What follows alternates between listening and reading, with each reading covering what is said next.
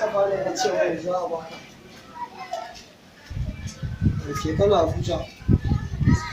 To yaushe za ka shigo da? Allah ya sa, Allah ya sa. Ina ta mushi Allah. A matsala ka zan taɓo wayanka. Za ka shiga jari'a ka ce wajen Alhaji Mustapha to shi kenan ba mutum.